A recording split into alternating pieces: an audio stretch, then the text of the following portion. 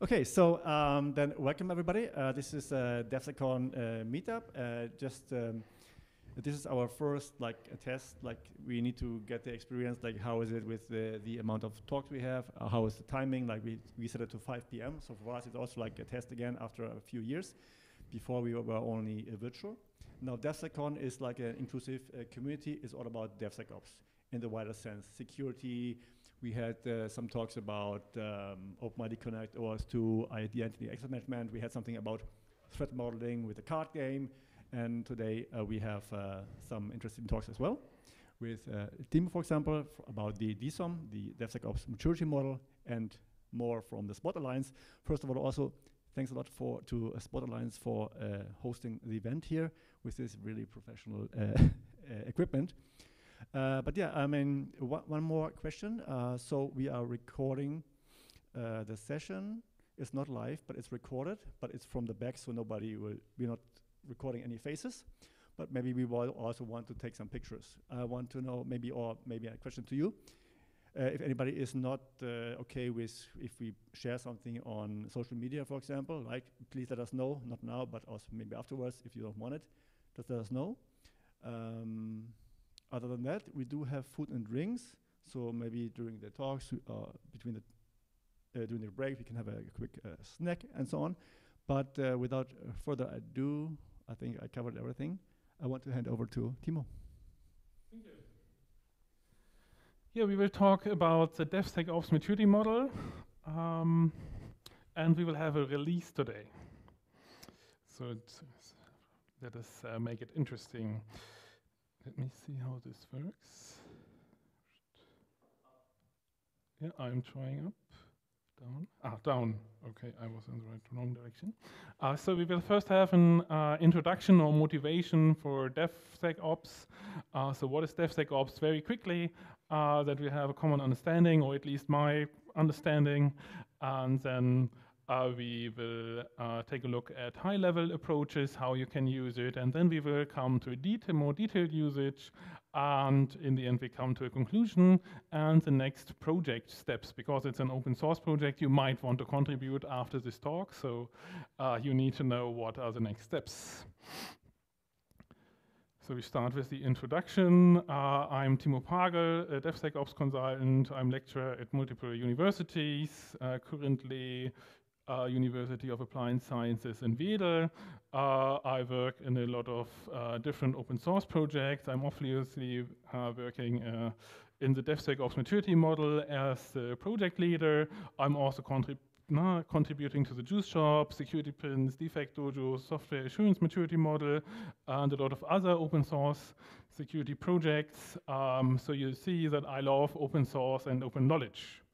And DSOMM is mainly about open knowledge. It's not so much about code, it's more about the knowledge how to do the DevSecOps approach.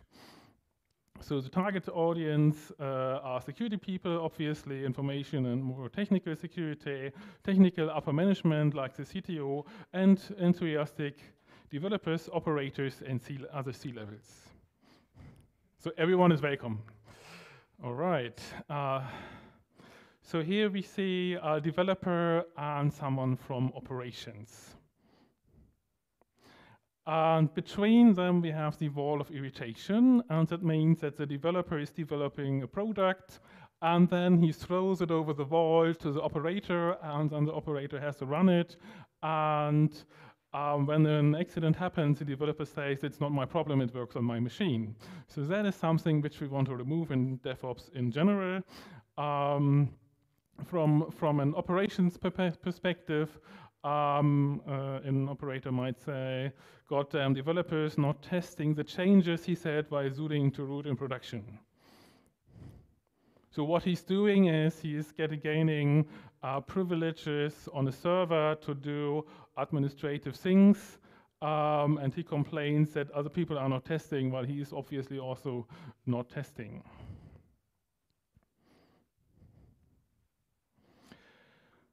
All right, and what we want is that they work more together, or even in DevOps that they are maybe the same person and have the knowledge of development and operations, or other people might say you build it, you run it, so that the whole team is about this application and not someone only about developing and another one about operations.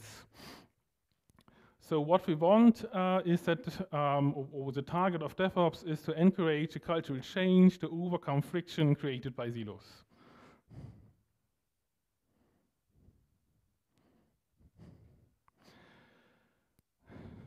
Yeah, what about quality when deploy automatically multiple times a day?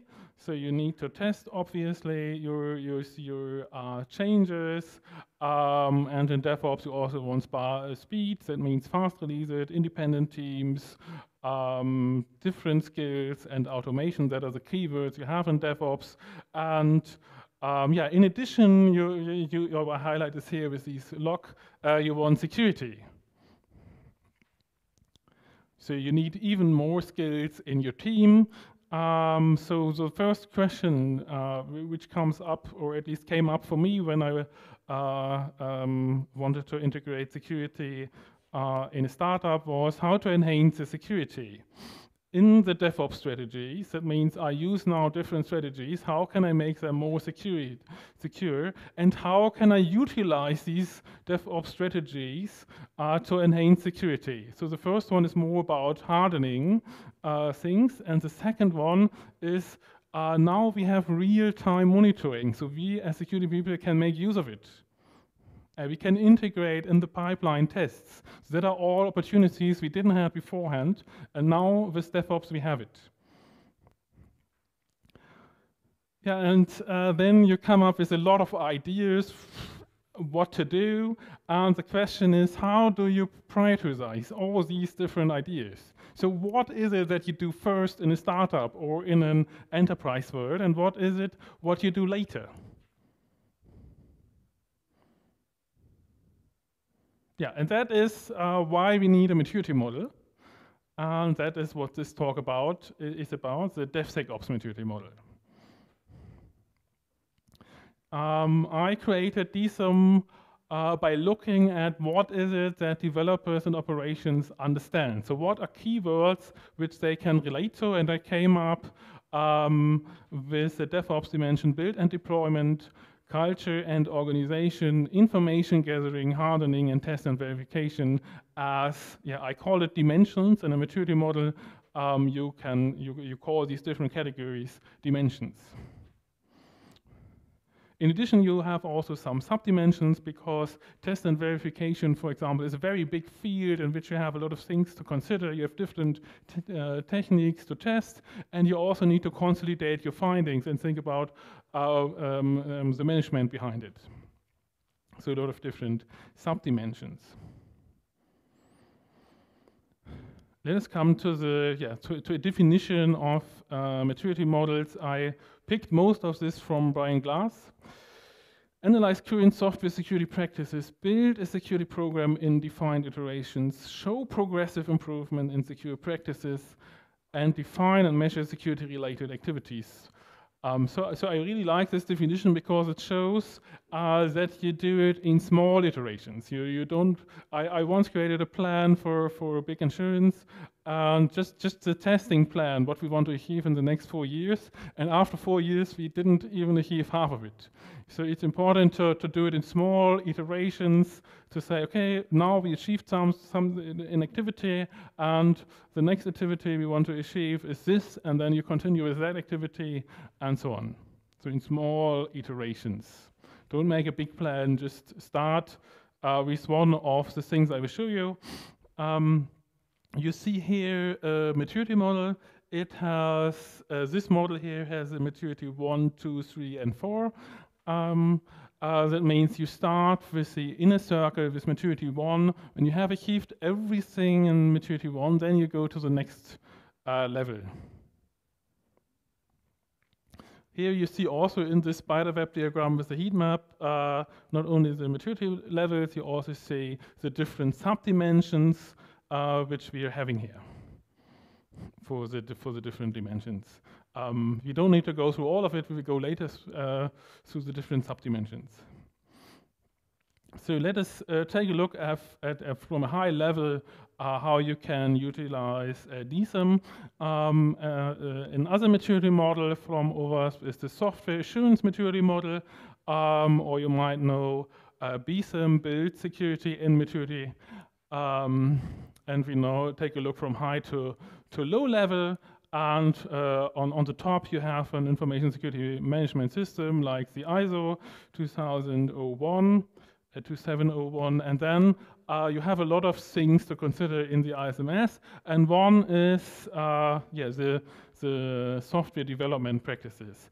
And then you could take a look at OWASP, which shows you different software-related practices. So they call these different dimensions practices, and then you can relate to the DevSecOps maturity model dimensions here. In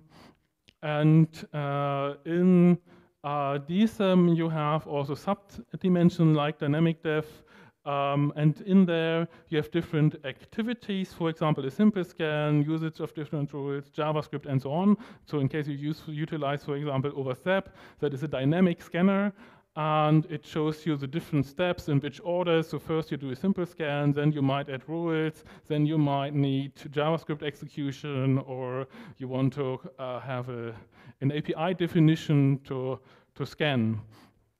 And that is something you don't get in OWASP, for example, because that is more high level. It tells you that you should implement it, but it doesn't tell you in which order. So you have to do these different steps. It's very high level, and then you see this is more about how you actually implement it. In some companies use OWASP and OWASP. In other companies, I might only use one of these. It depends on the size, if you have the budget to do both or just one of it. There are also different audiences. While in SAM, you have more the C-level as an audience to give it a clear picture. It's very structured, while in DSOMM, it's more to talk with the developers. So what are the next steps? What is it that you have to implement?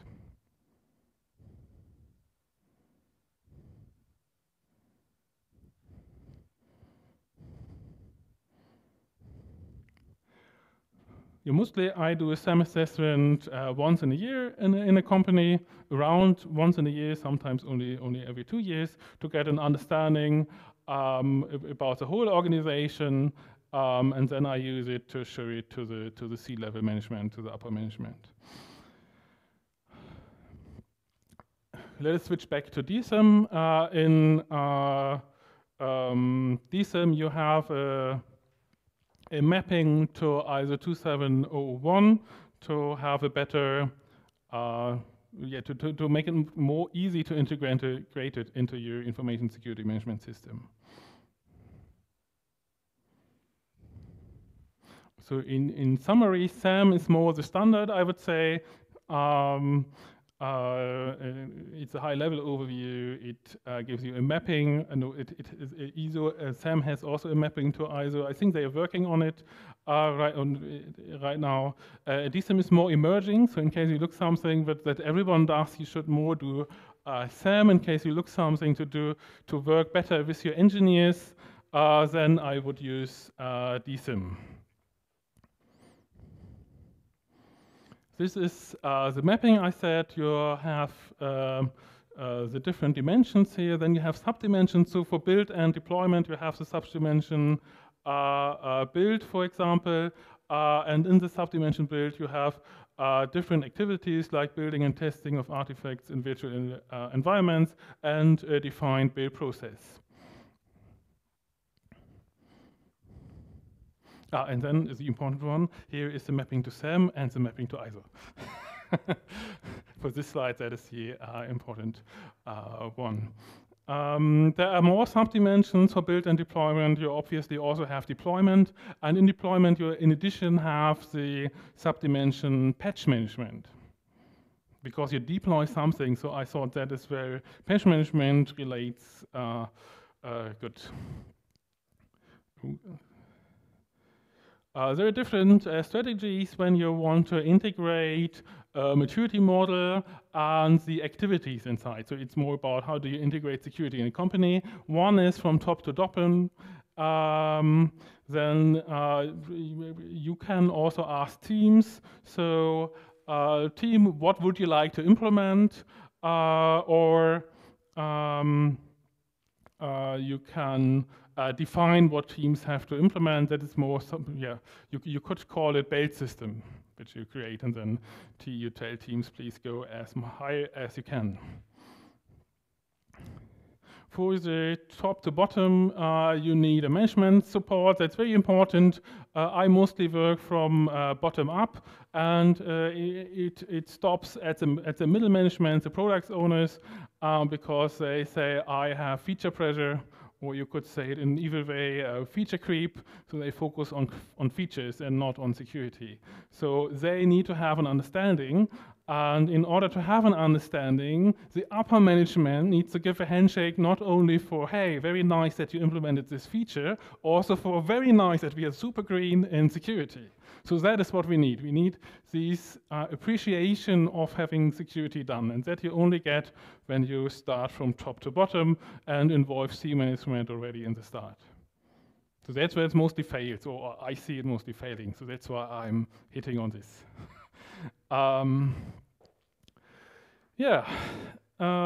As I said, you can use SAM to discuss the high-level targets, and for the more low-level targets, I would use DSOMM to define the activities for the developers and the operators. So even when you want to give teams a structure of how they implement, what they should implement regarding to security, you need C-level convinced that they want to help you. Then you need to define what maturity levels do you have, or often, as I said, people call it build system. You need to define, is a team allowed to roll software on their own? Is a pen test required for each role? That are things which you need to define, and at which level you want to do it. Because the DSOMM will be only 80% of what you need. You will always need to customize it for your needs. It's not perfect. It will just give you 80% of your strategy, which is a lot, and it gives you a lot of ideas, but you always need to customize it. You can't say, here's DSOMM, lovely product teams, you start with it. You need to give them guidance. You need to appreciate when they reach something, when they reach the next level, or when they have implemented an activity. Another thing which you could try is to ask the developers or the teams, lovely team, what would you like to implement in the next 6 months? The problem here is that you spend a lot of time explaining the different choices. So all these activities need a lot of time to explain to them so that they understand what they commit to. So my experience is that this will not lead to success.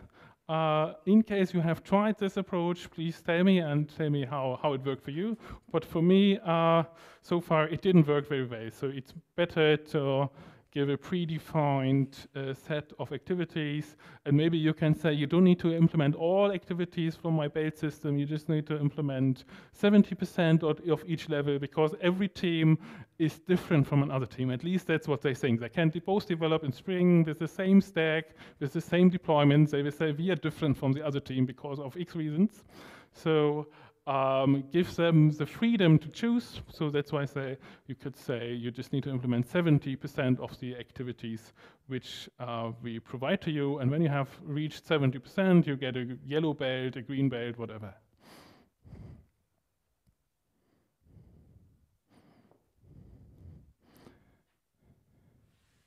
Yeah, as I said, DSOMM needs to be customized. You need to add or remove planned activities.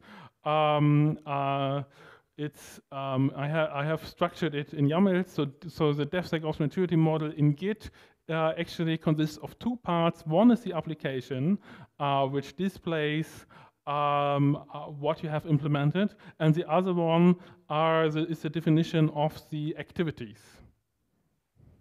So you have the knowledge part and the application part currently in one repository. I'm thinking about to make two of it to make it a bit more clear that there are two different things. The knowledge about the activities and the application.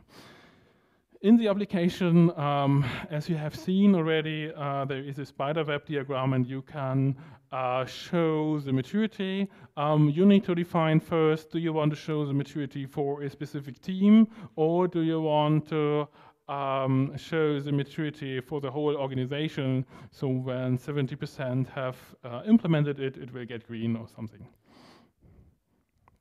DSOMM is, as I said, very low level, so you have these very low level activities. So for me, it makes more sense to make it on team level and show it also on team level, but it's up to you. When you, you can click in the spider web diagram. I will later show you a demonstration also. And then you get the activities and you can click, is it implemented or not? Then you can download this YAML, and afterwards you can start a Docker container with the YAML which you have downloaded to persist your changes. That also means that you, when you want to do an assessment, you can ask the team to use code and make pull requests when they have changed, when they have implemented an activity. So you have it, have the history in code, and then from there you deploy a container with this spider web diagram. So that is, from my point of view, the DevSecOps way, right? Maturity as code.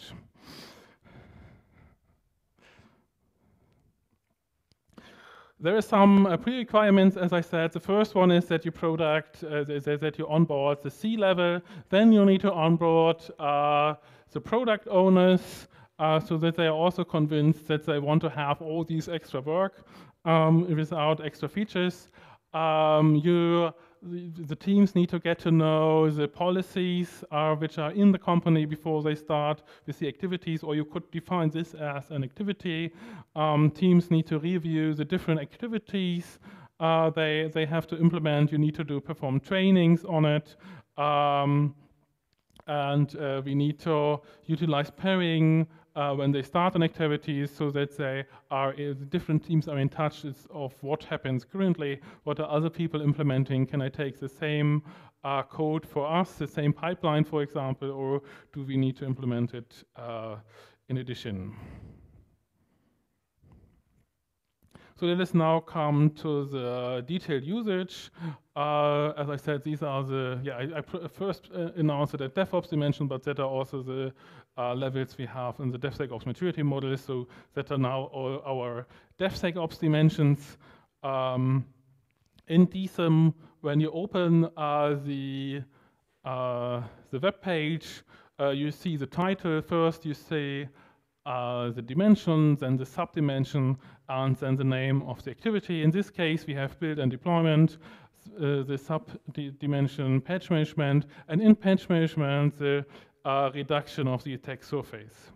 You can debate if it goes to patch management or somewhere else, for example, in hardening, but I think it fits here best because you can lower the patch management effort when you reduce the attack surface, for example, by removing components from an image.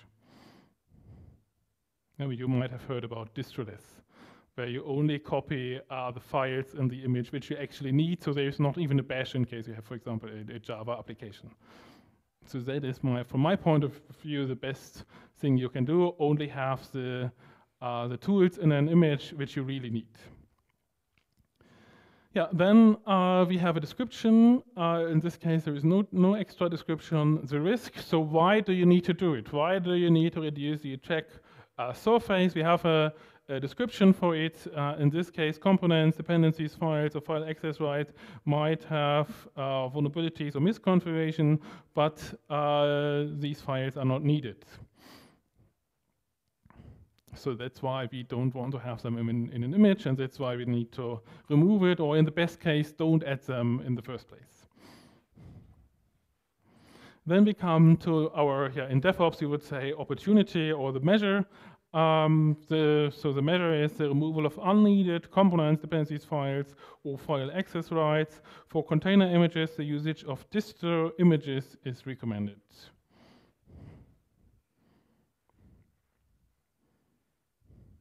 We also later we also have links, for example, to where there is a description of distros. So I told you that there is a release today. In the start of the DevSecOps maturity model, I had around 80 activities. Now I have over 130 activities. So it grew a lot. That means every level for each dimension got more and more activity. So it wasn't clear anymore how you start. As I said in the start, why you need a maturity model is to show how to start and how to get better. And yeah, with more and more activities, now I changed it from 4 to 5 levels. So everyone has a better guidance of what to do first and what to do later. So that was the biggest, last year we had a Google Summer of Code where we recreated the application. That was the last year the biggest change. I would say, I could say this is this year the biggest change we have from 4 to 5 levels. That also meant I had to do some balancing of the activities.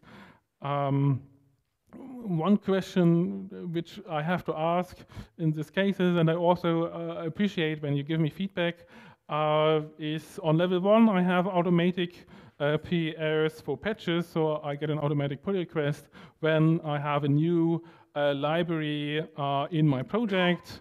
A tool would be Renovate or Dependabot. Yeah, and then I also have another dimension, test and verification. In the test and verification, we have software composition analysis for server-side components. And here I'm always in a debate with myself, what do you need to do first? Do I first need to have patch management? Because when I have patch management, I actually don't need software composition analysis so early. So in case I really implement good patch management, from my point of view, I need composition analysis much later. So let us say on the first level is automated PS, then I would actually need it only when I really implement it on level 3, 4, or 5. But what I see mostly is that even when I recommend do patching, developers don't do it, they forget it. There are projects which are not getting maintained because no one feels responsible, and then I have the problem, I need to show there are problems in these images. So because the first process is not implemented properly, I need these software composition analysis, and that's why I place it currently at level 1. In case you have another opinion, please come to me afterwards and tell me your opinion.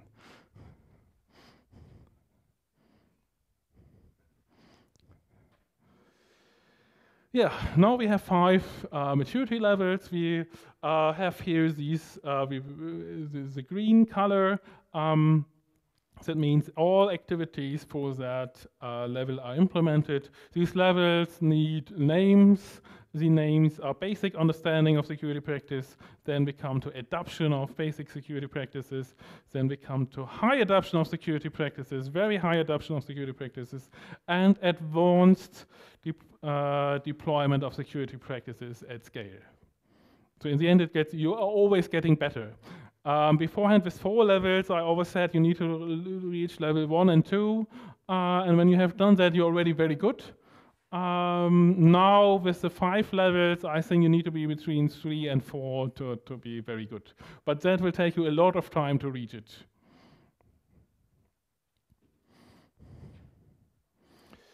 Yeah, why did I consider spiderweb diagram with heat maps? So when you take a look at other maturity models, they mostly just count all different activities, and then they say you have 33%, and that means you have this maturity level.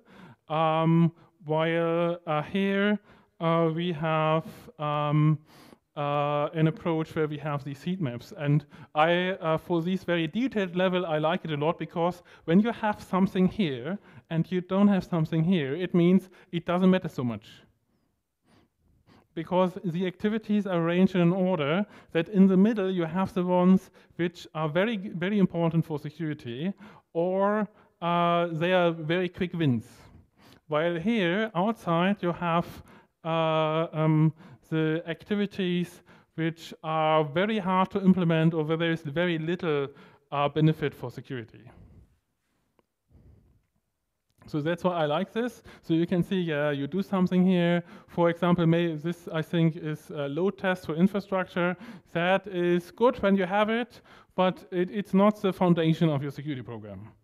So that gives you availability. That is very nice that you have it, but you don't need it early. Or another one is stylistic analysis. So when you have a stylistic analysis, it might help you a bit to make sure that you don't get security incidents because someone sees something in the wrong way, because the tabs are not correctly, but the benefit is not so high for security. It's a high benefit for your code quality, but for security, it's not so high. I have to appreciate that it's there. I also had discussions if it actually should show up here. I think it should show up, that's why it's still included, but it's on the last maturity level. You see, this is the old version. Today, I have deployed the one with 5 versions. It's not online right now, but I will publish this later, and then you can see it at the domain dsym.owasp.org.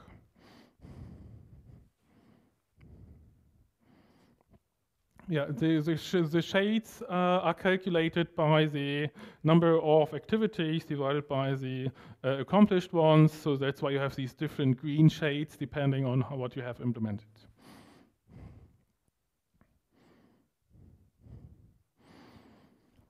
We discussed already some parts of the activity, some attributes. In addition to the risk and the measure, we have the usefulness for security and the difficulty of implementation. We have dependencies. Sometimes you can only implement an activity in case you have implemented another one first. Then implementation hints, links to websites which can help, or tools. OWASP mapping, ISO mapping. We currently have the mapping to the 2017 one. We are searching for contributors to map it to the new version. Here you see the static dev, or a simplified view for the static dev for applications. And here you see what I mean with dependencies. Before you implement different tests, you need to have a defined build process to know where the artifacts are getting stored. Otherwise, it's not a structured approach, and you might miss to scan the right artifacts, which would result in you get no vulnerabilities. So you need to first have a structured approach, a defined build process, and then you can implement the different tools. On level 1, you should start, for example, with the software composition analysis, and then you go up and implement, for example, on level 2, the static analysis for server-side components. On level 3, the static analysis for client-side components. Then the software composition analysis for client-side components, or you switch it, and then on level 4, static analysis for all self-written components, and then level 5, a static analysis for all components, including the libraries. So you see, this is more a security dream, right? Who will perform a static scan of all dependencies, right? That will be some government agencies, maybe.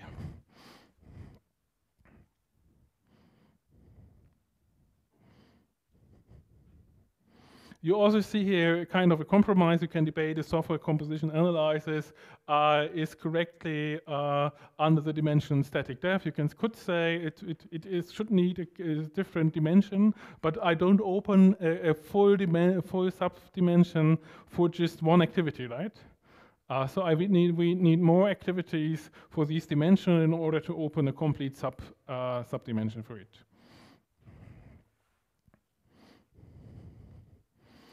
You also have a dependency graph. I think you can't read it because it's very very small. It is so small because I didn't create a slide for it. I just created a screenshot, and this is how the application displayed it. And I couldn't zoom in. That didn't make it very nice. I think what we should grab from here is you have here the activity usage of multiple analyzers, for example, and then you see the when you take a look at the application later, you see the different other activities which depend on this one. No, this one depends on, so like this. You can adapt it. As I said, actually, when you want to really do a build system, you should adapt it. Consider which activities you want to pick for your organization, and that means you don't want to create an Excel sheet. Because when you have an Excel sheet, you need to switch these activities around, and then you have a special sheet where you have the so you first have a matrix, and you have a special sheet where you have the description for it, and then it gets desynced, and that's all very a very frustrating approach. That's why I built this application. So you can customize it. You can use inheritance kind of these activities and say, I just want to have it on level 1, this activity, or I want to have it on level 2. And you don't need to change other things. So that is a very cool thing about this application. You get a very nice start into the world of maturity models, because you need to adapt it, as I said. So you have to work with a maturity model. And that means you clone it. Yeah, this one here, the original one is without the custom. You can clone the custom one to get an impression how you can customize your activities. You have all, you can place all the YAMLs in this custom folder. For example, I took some examples from the UpSecure NAV research project, and in there you have the different belts, for example, yellow, green, and so on, your own belts, and or you have subdimension, the dimensions or the subdimensions as named, and then you afterwards, when you have customized it in the way you want to, you can run a container to merge the different YAML files. We need to merge the ones you created with the ones which exist already to make use of these activities inheritance, so that you can move an activity which is currently at level 1, for example, to level 2.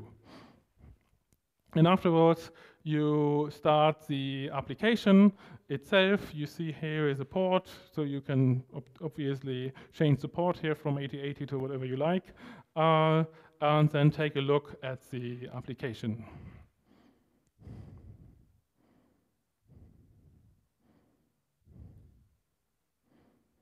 Are you interested in doing that? Okay, then we switch now, because this was the presentation laptop for the recording. Now we switch to my computer for the demonstration. So it will not get recorded, but I think that's okay.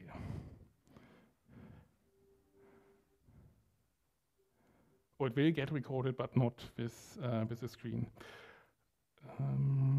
Oh.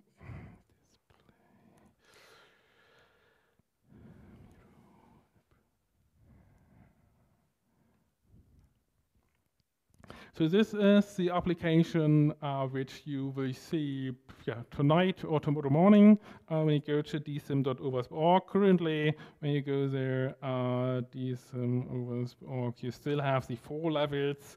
We don't want to take a look at the old stuff, so we take a look at the new release stuff. Here we have 5 levels, so the level 1 is more understandable. And let us take, I think we had the example of the attack surface. So we see here, this was the example reduction of the attack surface in level 2 in the dimension build and deployment in patch management. And now we can click on this activity, and as we have seen on the slides, everything opens here. You get implementation details, how you can actually implement it. So example, Fedora Core OS is a tiny one, or you get a link to Google distroness containers to get an understanding what distroness is.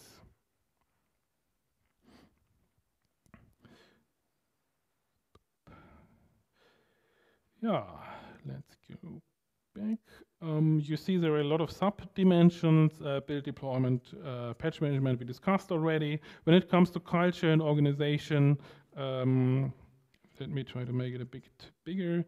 We have the design phase, and on the first level, you should conduct simple threat modeling on technical level. So just sit down 2 hours with the developers and to talk about your application. Later you have other things to do here. For example, you can do it also on business level. You can create abuse stories and so on. So the threat modeling process should get more structured. But in the start, just sit down 2 hours and do a small threat modeling. Then we have, in addition to the design, we have the education and guidance, where it's about teaching, because from my point of view, I can't go to a developer and say, hey, you haven't implemented this correctly, in case I haven't told them beforehand how to do it. And mostly developers don't read too much documentation, so I really have to do that during training. In the start, it will be something like ad hoc security training. So a developer has a question, and then as a security architect, I answer it. Or I say, hey, let's do that together in a group. Let's invite these and these people. And later, I define security champions. So we have a more structured approach where we scale security so that within the team, the first contact when there are security-related questions, they go to the security champion, and afterwards the security champion goes to the security team.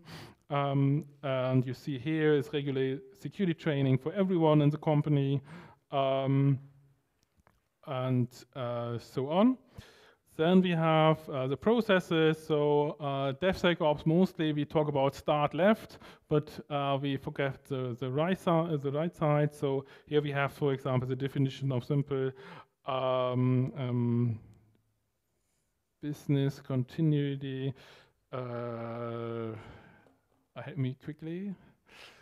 Business continually destruction and restore, something like this. After the talk, I will remember. Business continuity and disaster recovery. Good that it's written here. I'm sorry for the small blackout in my head. So that you also think about this. This is already, as you can see here, in the first level, so that you have a basic understanding of what you need, right? You need to think about backups, for example, right? That is a very important point for a lot of companies. Then I made it very easy for me here in the model. I'm referring to app hardening. 50% of what is, for example, in the OWASP application security verification standard, or in the OWASP mobile application security verification standard. So I'm not listing all these points from these application security standards in here. I'm just referring to the standards and say, on the first level, implement 50% of level 1. And then it goes on like that. That was application hardening. Then we have development and source control. So this is about where you store your code. What do you have to do there in these platforms? GitHub is one of them, for example. So you obviously it should provide versioning, but later you need source control protection so that not everyone can push in the master, for example, right? So that you need pull requests in order to reach the master, so that someone else takes an eye on it and says, yeah, that looks good, and there is no evil code inside. Yeah, I think it doesn't make sense to go all of this now. I just wanted to give you a brief understanding of how you can start. As I said, when you want to do it a bit more structured for more enterprise organization, then you want to customize this model. I would like to take a look with you how you can customize it. So you can go to the DevSecOps maturity model custom, Git repository, check that out. Then we have here the data folder. And for example, the yellow belt. And what you can do in here is you list the dimension, then you list the subdimension, and then all activities you want to implement or which are implemented already. For example, simple false positive simple positive treatment. You have implemented a process how to treat false positive from these different tools you implement, for example, from the software composition analysis server side. And here you see, for example, as a team, you can add evidence. So how have I implemented? I have implemented dependency check, and then you can add a screenshot in it. There are different options. You can say you want to only have it shown as implemented when is implemented is true, or you can set a flag when there is evidence, then I take it as implemented. And so you can inherit the description from these different activities and just add your own definition. For example, here for application tests, security unit tests for important components is something which is normally not at level 1, but you override here, you would like to have it on level 1. And then it will go automatically to level 1.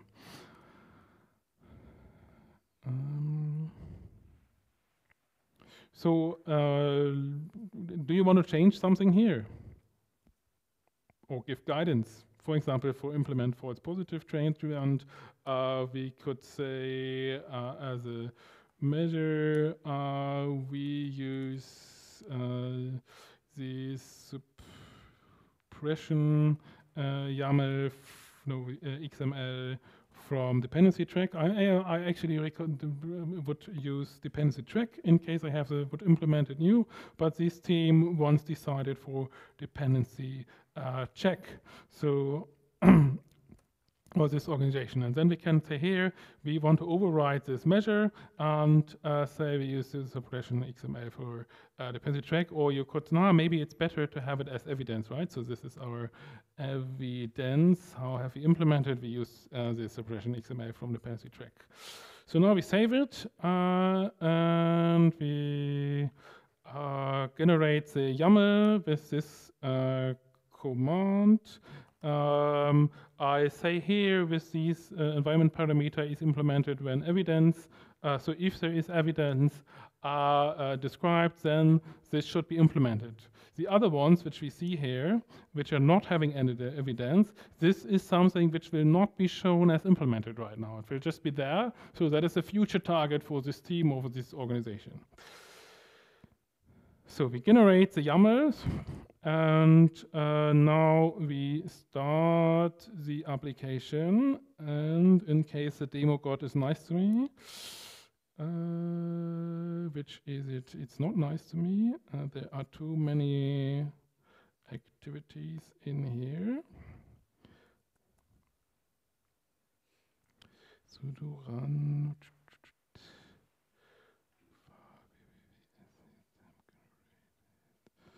Let us take a look at the generated YAML.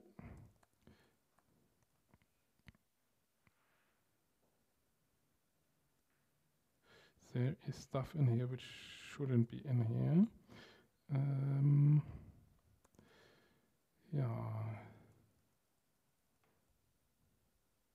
Let me emulate the change in this generated YAML by removing everything afterwards. I'm sorry for this. It cannot. Maybe it couldn't change it due to permission problems. Let me try giving it other problems, other file attributes. Searched.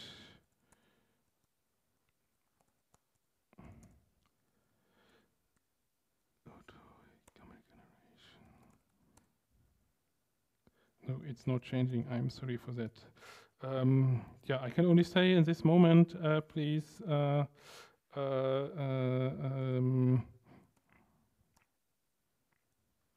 consider that we see what we have changed in the YAML. I'm not sure why it's not working, but normally you should only see the activities we have defined. I don't think it makes sense to analyze this now. I will analyze it afterwards, and who is interested can come to me in half an hour, and then I can show how it works. Okay.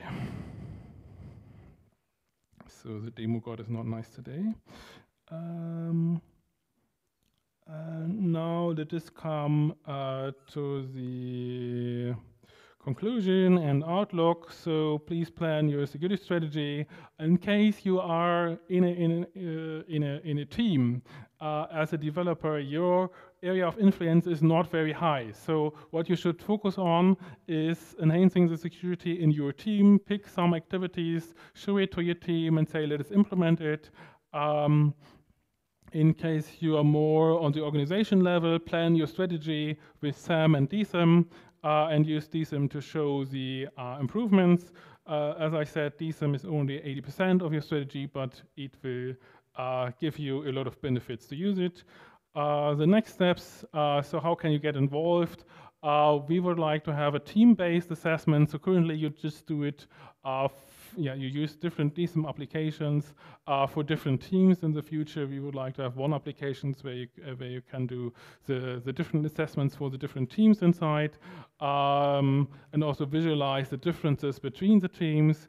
Then we need activities IDs. Currently, it's related to the name of an activity, and I have recognized that I often change these names, so that's not very good. So we need activities IDs to make use of these inheritance, which I wanted to show a minute ago. And we would like to add text to the activities so that you have a better grouping of these activities, for example, when it comes to vulnerability assessments. Yeah, pull requests are very welcome. So in case you have any idea, please create a pull request. And yeah, that's it. Do you have questions? You can reach, oh, this is not correct anymore. I mean, you will reach it here with dsomtimopagel.de, but you can also use dsommm.owasp.org. You'll find the OWASP page here, and there you find a link to the GitHub repository. In case you have community-related questions or small questions regarding something is not working, like right now, you can contact me here at my OWASP email address. And in case you want a bigger consultancy from me, you can contact me via my business address. Questions?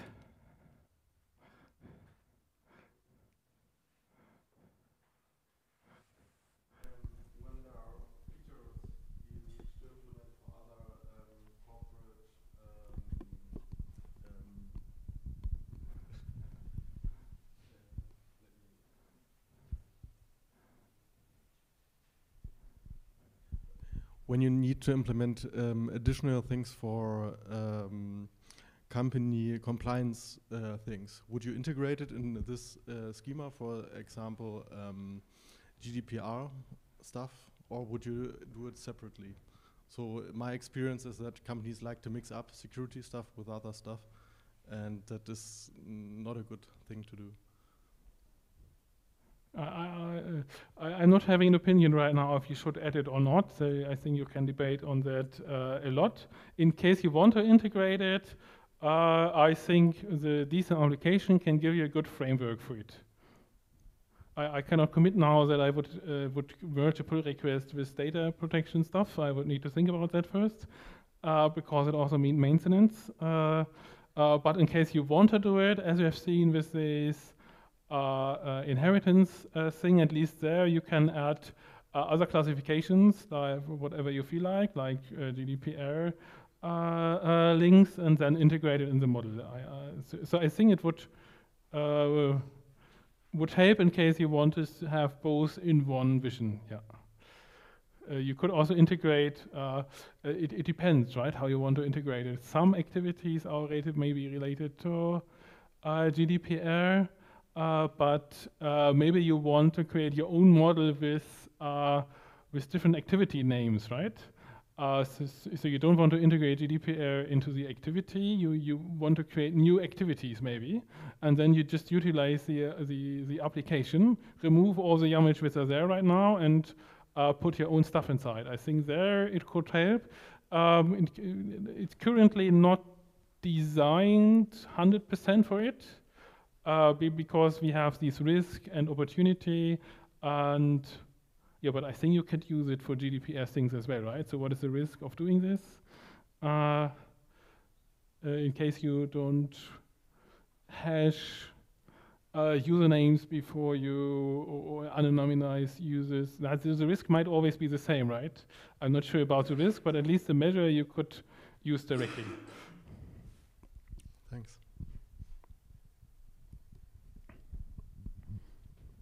Yeah, question from my side. First of all, thank you very much.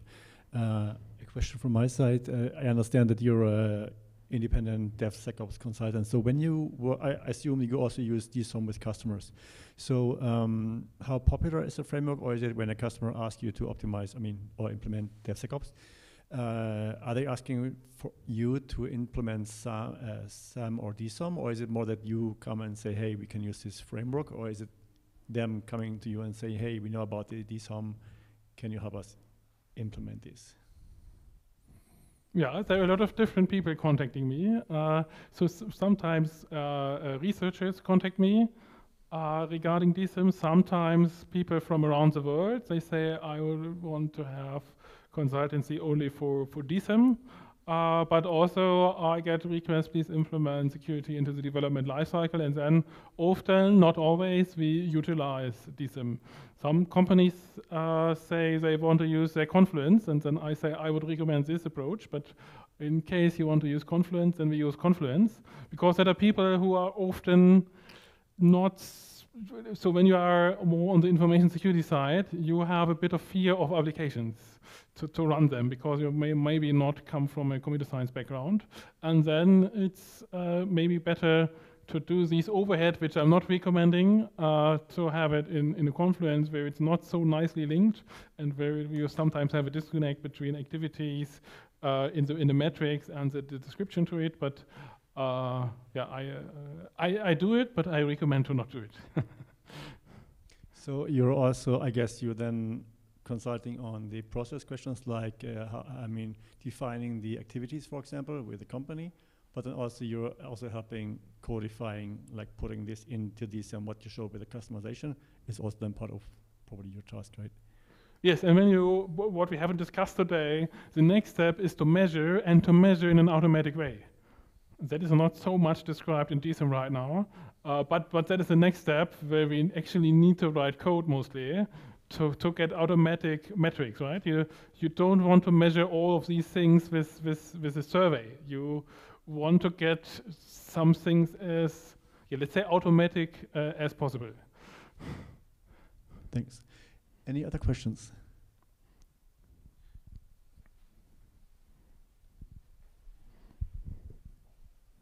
When you want to do a point-in-time like assessment where you stand in DSOMM for like an average developer team, what do you think would the effort be? I mean, in the beginning you would do a survey or interview or something like this, I suppose. So what do you think would the effort be to check for all these activities? For one team? Yeah. For all activities. Mostly I customize it beforehand, right? I only take things from level 1, 2, and now I would also consider level 3. Think about the maturity, what they might have, and then I only ask questions for that. Okay. And then when I have done this preparation, then it would be maybe half a day. Okay.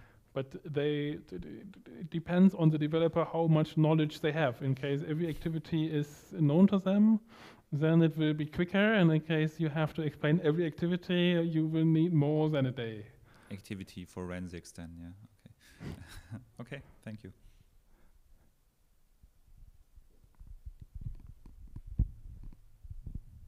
Any other question?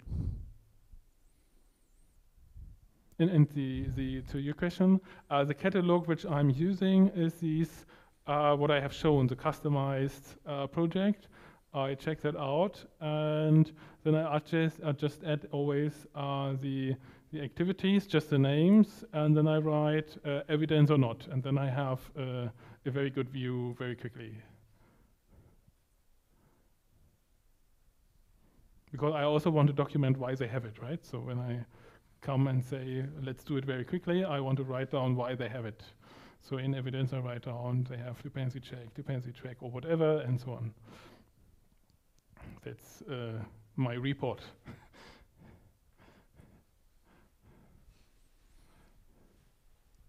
Any other question? No one. Then maybe first of all, thank you very much, Timo, for your for this talk. Yeah, maybe we have a quick break, grab a drink, get some food, and then we switch laptops for the next talk. Thanks.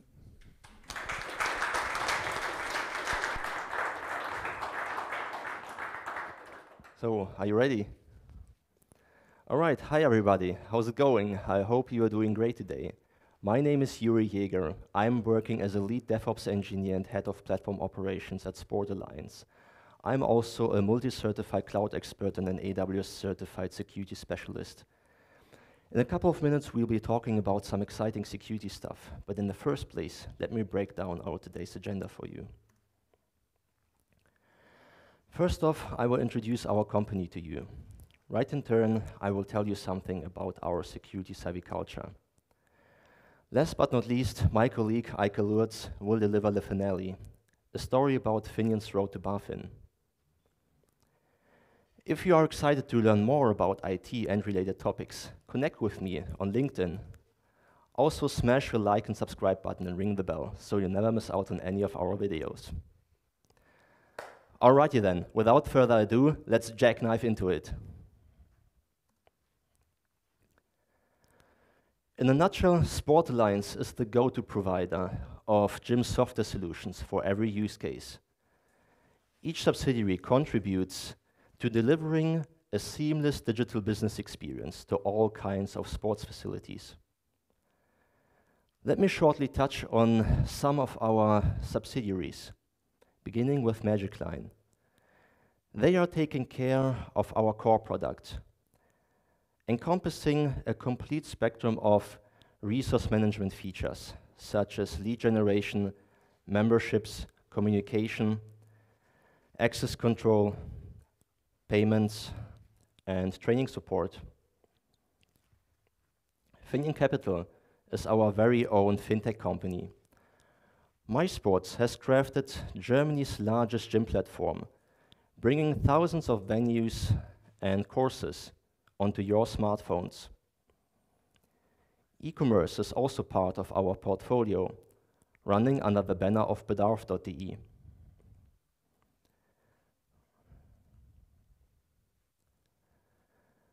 It's time to go back in time and relive the Sport Alliance journey. 34 years ago, Studio Line started as a digital challenger in the gym software market.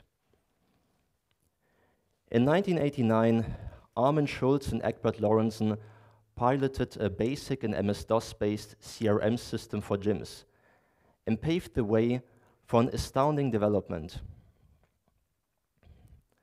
Since then, we passed a lot of milestones. For example, the foundation of Sport Alliance and its affiliated companies in the time of 2013 to 16.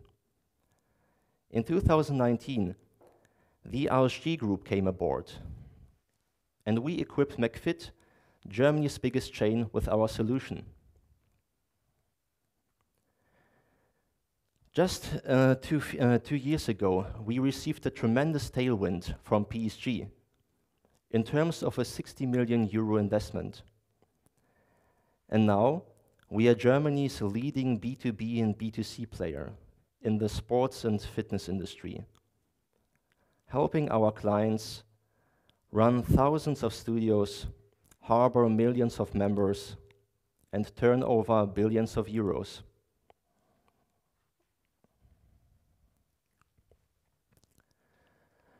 Now that you got acquainted with Sport Alliance, we move on with our security topics. After recalling just some security basics such as defense in depth and zero trust security, I will show you what the Security Operations Center and our security-savvy culture have in common.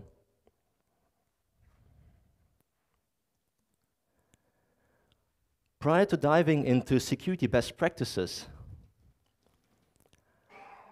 I will revisit a more conservative and sketchy concept based on merely securing the perimeter. Perimeter security refers to the implementation of firewalls intrusion detection systems, and other defensive means in order to safeguard an organization's digital infrastructure from unauthorized access and other cyber threats.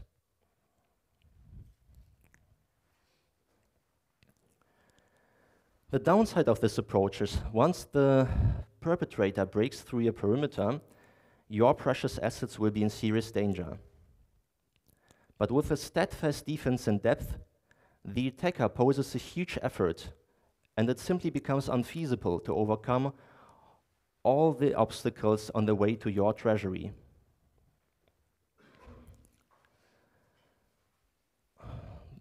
There are numerous tools and practices you can use to achieve security on all the layers in your system.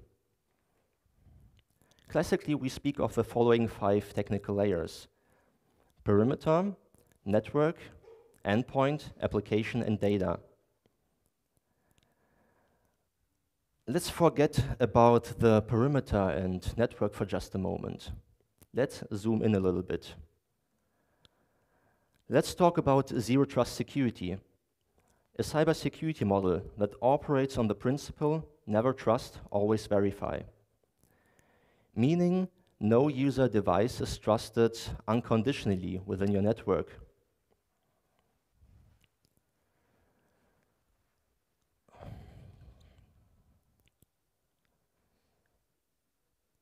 This approach requires multiple things. For instance, strict identity verification, least privilege and access control for all users and devices trying to access your resources, regardless of their location. By continuously monitoring and validating all connections, zero trust security minimizes the risk of unauthorized access, data breaches, and lateral movement of threats.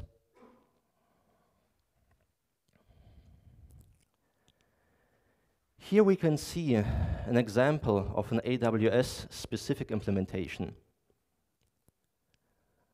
Verified access is used in conjunction with a trust provider chain in order to ensure granting access to your system works properly.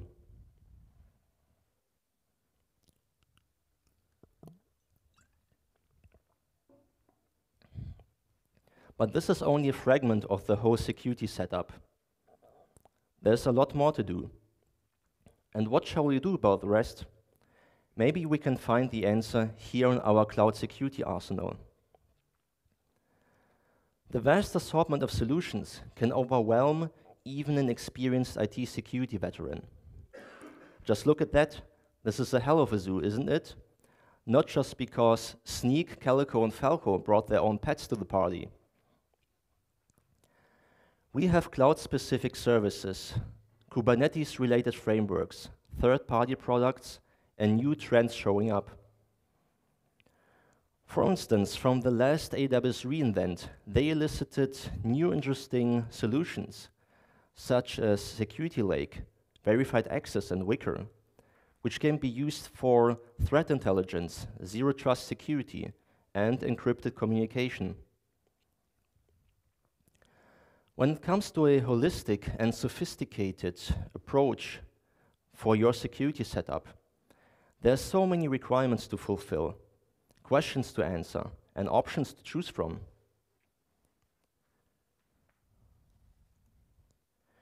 And now you might wonder who's actually responsible for taking care of all the IT security-related concerns within your company. This question leads us to the Security Operations Center, a place of concentrated expertise in best practices, processes, and tooling that help you keep cybercriminals at bay. Typically, this work involves running a security information and event management system, collecting logs, aggregating and correlating data, implementing threat intelligence, conducting research and development, reporting and managing incidents, as well as continuously garnering knowledge and leverage these insights to bolster your defensive stance even further.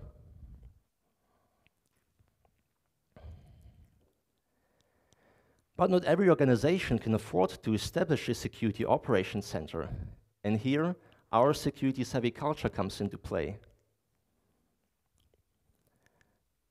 A decentralized setting with interdisciplinary teams focusing on different aspects of our IT security posture works wonders. You all might have heard of the adage, you build it, you run it. We take it one step further. You build it, you run it, and you secure it. We simply transfer the idea of a security operations center and incorporate it into our daily business, so that omnipresent security is not longer perceived as bells and whistles, but as bread and butter. All right, ladies and gentlemen, I just crossed the finish line. I want to thank you for your attention today. You've been a great audience. I'm handing it over to my colleague, Eike Lurz.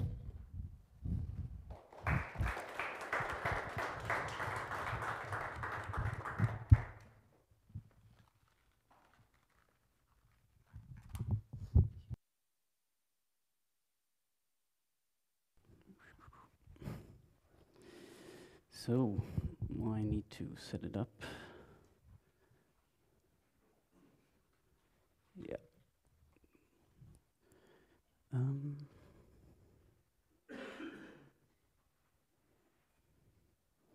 Okay, so yeah, so this talk's gonna be about our road to BaFin. So yeah, I'm Eike. I'm working at the Finian Capital, which is part of this family we just saw of companies from the Sport Alliance.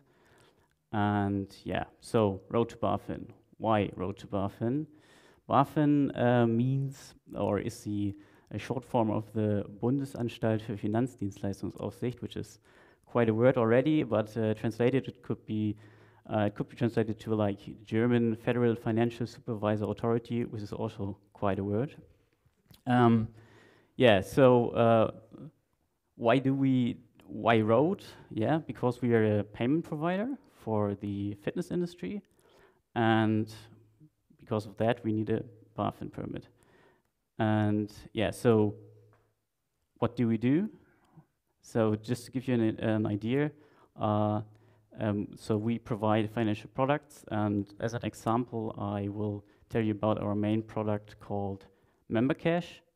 So let's assume you're a gym, you have members, and you want to have the members' fees, and you don't want to have a lot of hassle with that.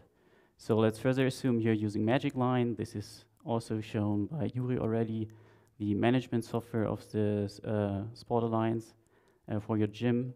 So in this case, you would just simply submit these due fees to us, and we will purchase them, and then direct debit them from your members, and then we will pay out the full amount on the due date to you, deducting our fees.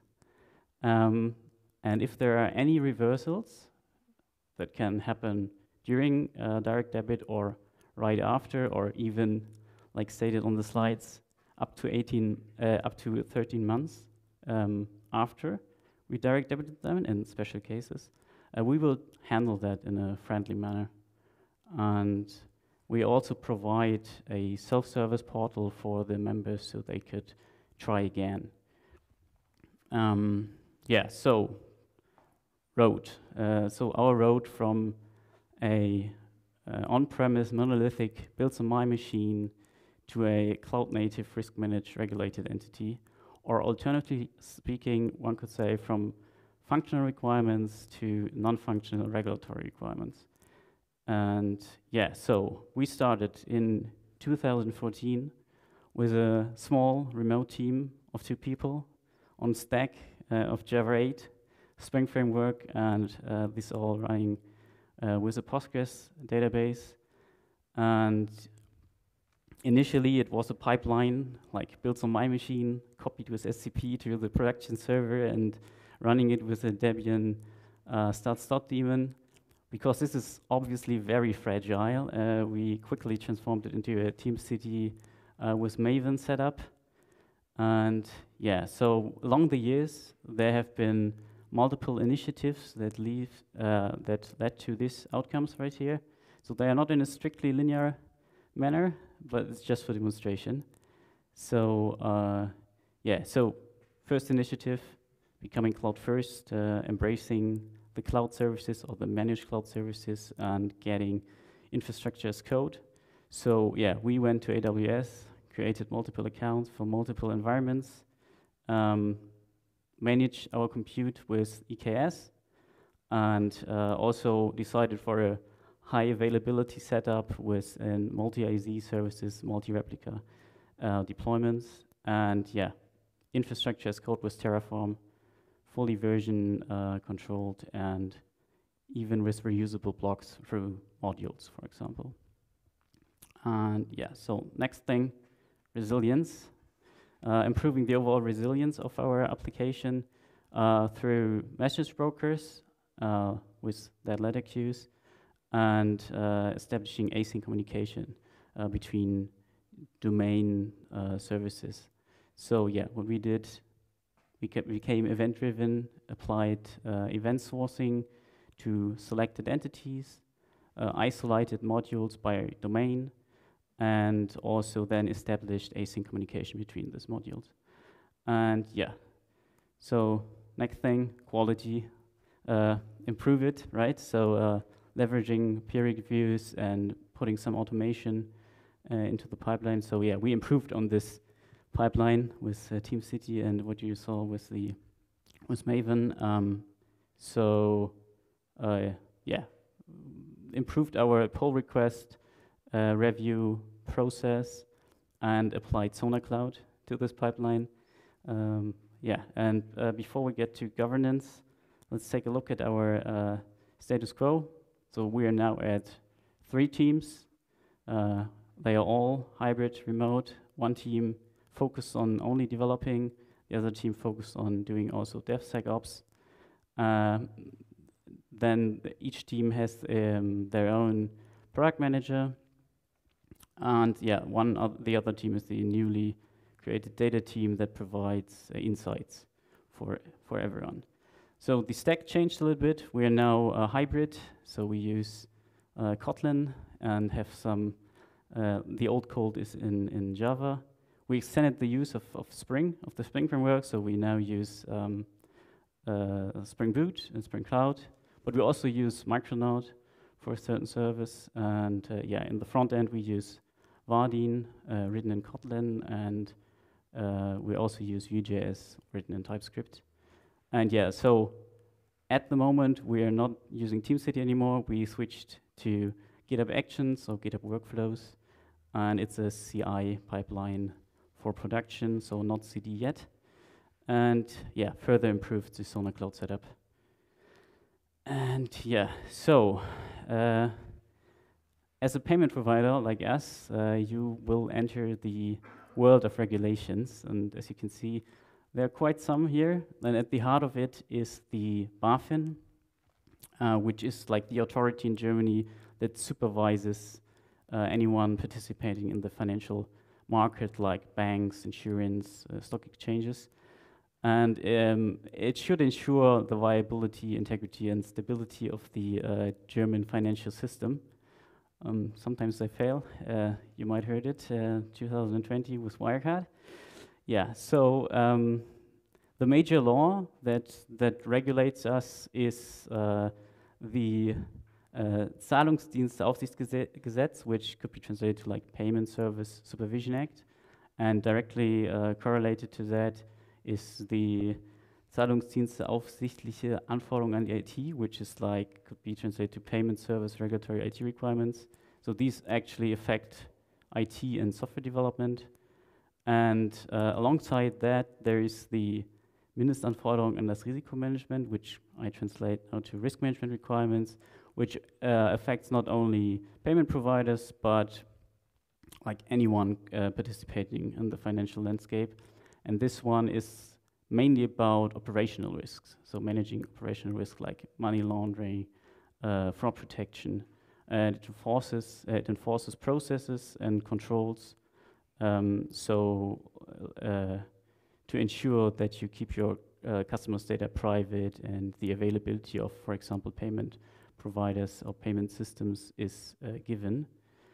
And yeah, and there's an ever-growing list of other regulations coming from the EU. So yeah, you might heard of like MiCA because of the crypto hype. Yeah, so back to governance. We are regulated, and so we are facing a lot of compliance and governance requirements.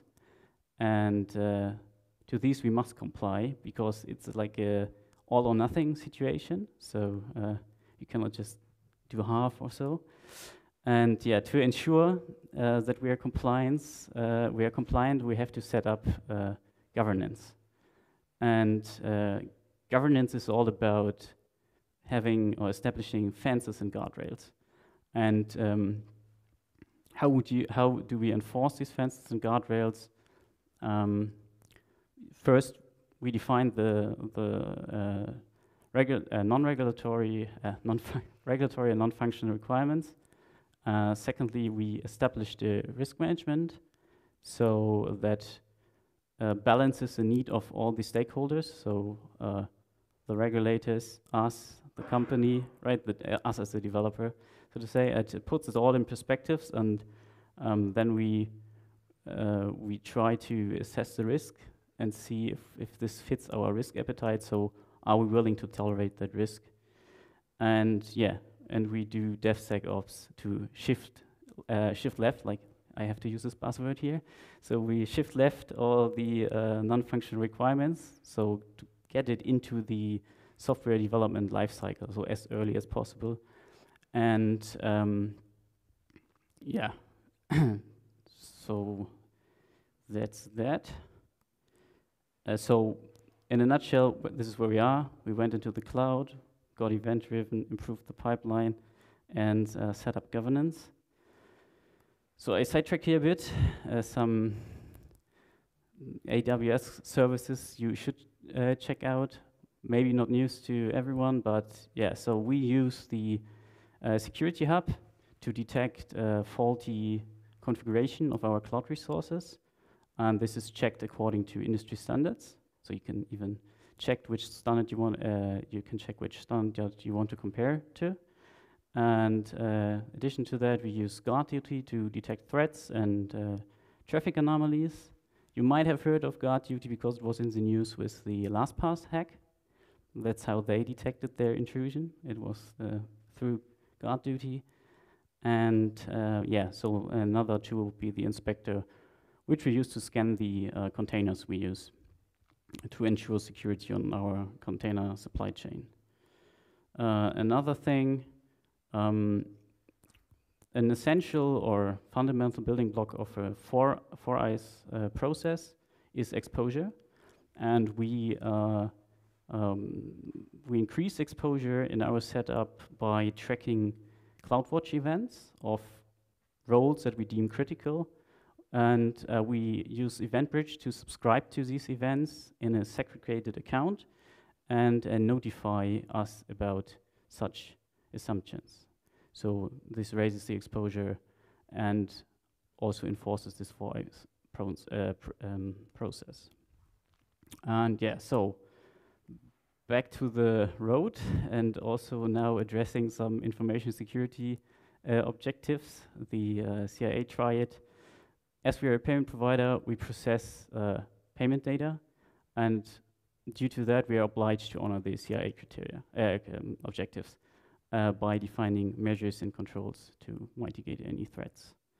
And to give you some impression on how and where we actually deal with these CIA objectives, we have selected these three pillars that you see here. And so yeah, let's go to the first one. So as I mentioned before, DevOps, shift left, all these non-functional requirements, and we enforce these requirements through the secure coding guidelines we have. That so that these requirements become part of early discussions about design and so on, and also like in groomings and so on. So it's talked about that, and we also try to automate, of course, a lot of stuff. So doing static code analysis, dependency reviews, and so on, like we already heard about. Yeah, so next pillar, risk. So risk management became an integral part of everything we do. And this comes from two directions. So from the information security direction, anyone doing information security most likely already does some kind of risk management as you assess the risk. So you know a threat, you check how it impacts the CIA, you check how probable is this, and then you have your risk of that. And another thing to back my claim here is like the ISO 27K we heard already. Like the first standard that was also already mentioned is essentially about risk management. Just a bold claim, but yeah, essentially about risk management. So, and yeah, the second way that backs this risk management up is like from where we got the risk management as incentive is like the regulatory, of course, the MA risk I already talked about. And yeah, how we do this, similar to the DevSecOps, yeah, bring it into the process as early as possible. During design of epics and so on, already discuss and assess risk. And yeah, and check if it fits the risk appetite that we already had. Risk appetite means like our willing to tolerate the risk to move forward. And yeah, so last pillar, incidents. So whenever some of the CIA objectives is violated, we would call this an incident. And for this, you need an incident management process. And so that you take care of these violations and possibly mitigate future occurrences of these violations. And yeah, so to assess an incident in the severity, we use again the CIA objectives and check how severely they were impacted. And yeah, the most important part about the incident management process is the learning. So doing blameless postmortem is very, very helpful. And yeah, we can recommend to read the Google SRE guide about the blameless postmortems. So there are, of course, other non-functional requirements that do not target the CIA, but yeah, we don't focus on this here. So yeah, where do we want to go? Extend the teams, extend the DevSecOps activities, the stack, so probably more managed compute. This reduces the risk for us, and yeah, possibly more serverless. But all of these also will entail more guardrails and processes, which is like very anti-agile. But yeah, with the governance, you need this, and yeah. Turning our pipeline, so from the pipeline perspective, so one thing for the future would be turning our CI pipeline in a true CD, even for production, setting up the GitHub Advanced Security to get some secret scanning, for example, so that we know if some of our secrets are on an exposed list or so, and yeah, further tweaks on the cloud, or even introduce other tools. So, yeah, thank you for listening.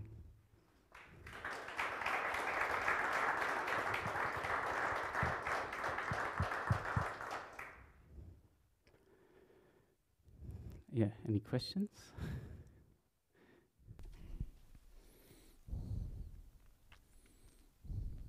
Yes.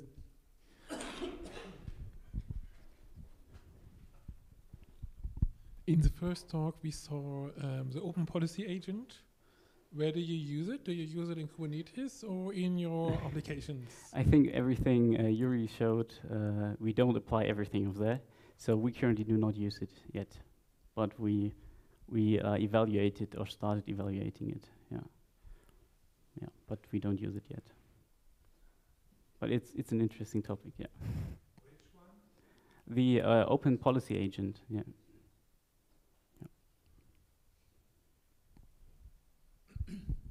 Any other questions?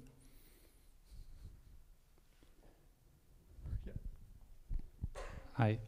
Did you decide to use Security Hub because of the implemented controls that has regarding the regulatory requirements? Yeah. Because I find it sometimes really basic tool, and I'm not really confident using it for other options, like as a collector of findings. How do you like it, and how do you take most advantage of it? So currently, we use it because it was a quick win, right? You just enable it, you get a lot of stuff for free. We have it integrated with the guard duty thing, so we get the findings from there also in the Security Hub, which is quite helpful.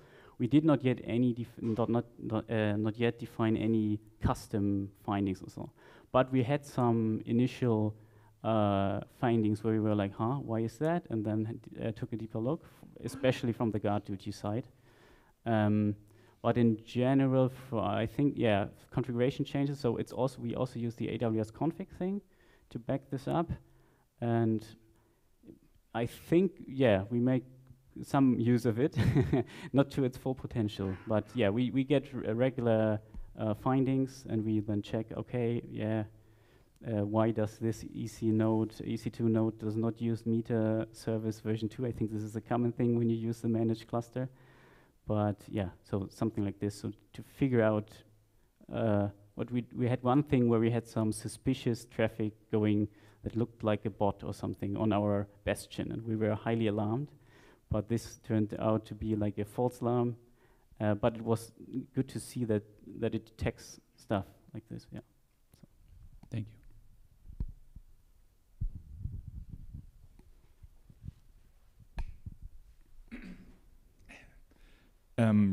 To get the license is one thing. To keep the license, I guess, are there any follow-ups you have to do? To clarify this, we are in the process. So it's not that we have it already. So it's all an ongoing thing. I think our risk manager could tell you more about that because I'm just a software engineer. I think they aligning everything to keep this in our possession. So to say, I cannot go into detail. Thank you. Yeah. Maybe just the two developers in the beginning are still part of the team, or again? The two developers you started with? No, they are not. Yeah. Okay. Yeah. Thanks. They're already in an island with their millions in the back. Yeah. Possibly. Any other questions? No more? Thank you. Yeah.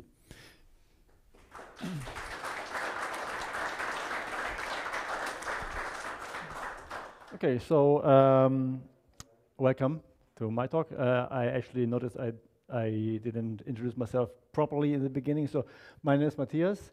I have I wear different hats. First of all, I run the DevSecCon chapter for Germany. So DevSecCon is this global community where we have worldwide 20 chapters, and I think we have around 3,000 community members. That's just a community effort.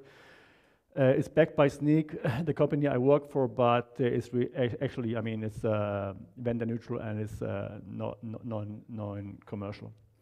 And then I work at a company called Sneak. Sneak is a security tool vendor where I lead the solutions engineering, aka pre-sales efforts in the DACH region.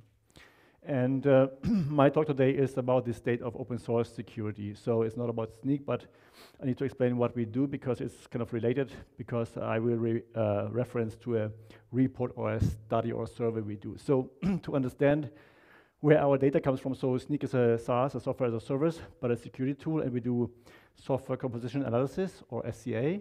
We also do static analysis, or SaaS, and we also do cloud security posture management, where also we can check for compliance, for example, whatever can be codified. We can, policies as code, whatever compliance controls can be put in code, we can check against this. For example, is your AWS environment compliant to certain SOC 2, ISO, GDPR, and so on.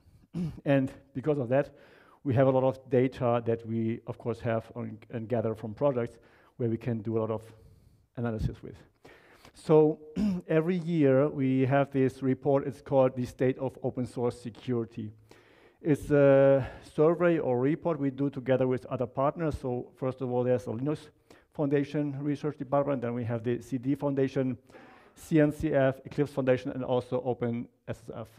So this what I'm talking today now is the open source security aspect. We also have a study, it's called the state of cloud security. Also interesting, but it's not what I'm going to cover today. It's mainly focusing on open source security.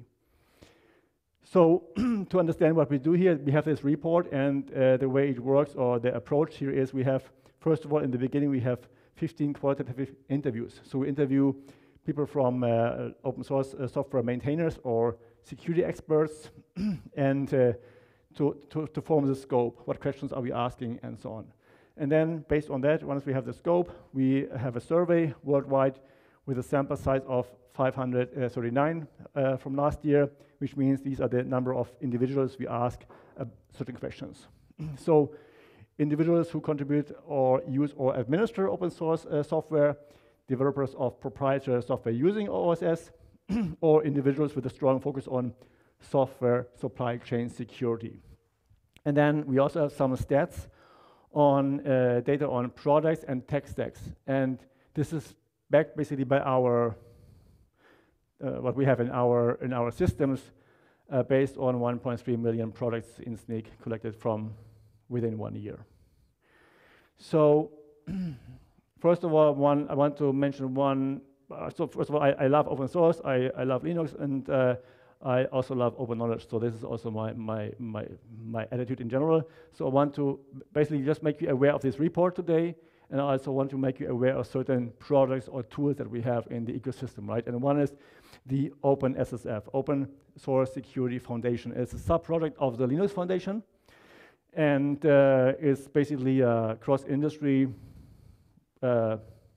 foundation or a project where we have certain members. So also SNCC is a member, but also you might know Sonatype or GitHub has other security tool vendors there, and the big players like AWS, Apple, and you see the city, very cross industry. So, and I mention this because some of the products I will also mention later on that which are quite useful to help to secure the open source software or supply chains. So basically, I just want to give you some insights about the findings we had in this report. Of course, this report is free to download, but I just want to give you a few numbers and also explain a bit around it. So in the beginning, we asked the question, do you have an open source security policy in place for open source development or usage? And this is the information we got. Basically, 49% said we do have a policy in place, which means 51 don't, right? So, and then, I mean, don't means they didn't know or they weren't sure, but you get the idea. Now, we didn't define what it means, what is the, how strict or what's the scope of the security policy. The question was basically just, do you have something in place, right? So we see already there's some gaps. And when we look at this, the questions you see later on is always, we ask the question and then we break it down by the companies who said they have a policy in place and the ones who don't have a policy in place. So, and this stat here shows, for example, do you have an open source security policy in place? And then cross-referenced by the size of the company. So what we see here basically is, let's look at the small companies. Small companies means the blue bar. The blue bar says 51% says we have a policy in place, 44% says we don't have it in place. So it's pretty balanced, yes, no. Now, interestingly, all the large companies, like mid-size or large companies, says we have a policy in place for example, 57%. If you add this don't know, maybe half of it of the don't know is it goes to maybe something about 60 or close to 70, right? So we can see the point here of this stat is basically small companies struggle with implementing a security policy. Why? Obviously because they focus on whatever generates revenue, and they don't have the manpower or the budget to have a standalone security person in place, right? So kind of obvious, but I just want to give you some numbers here to get an idea of the situation in the market. Now, how secure is your open source software today? Obviously, this is also quite subjective, right? I mean, the answers or the options provided was highly insecure, somewhat insecure, neither nor, and then somewhat secure, and high secure and don't know. So basically, the somewhat secure and highly secure, this is where we can say, yeah, it's secure, right? So if you look at this, obviously we see that these companies who have a policy in place, they are secure to, let's see, what is it, 70%. So it means even those with the policy in place, 30% say they aren't secure. And then those who don't have a policy in place, who do some security checks ad hoc maybe, it really goes down to, what's this here, 40, 45, right? So obviously a policy here is, having a policy is important, but it just shows you how, shows you the insecurity in the market there. So who is responsible for defining your open source policy? Do you have an open source cross-reference, but do you have an open source security policy in place? This is kind of a conundrum. I mean, who is responsible? Well, if you don't have one, then it doesn't make sense. But actually, I mean, it's like somebody can be responsible and say you can have, in theory, but then you might not have one, right? So, but anyway, the point is, if I have a security policy in place, for those who said, yes, we have a policy in place, the security or the CISO team is mostly responsible, or at least gives the guidelines or the guardrails. And then it comes down to the multiple teams. Multiple teams means basically that because throughout the development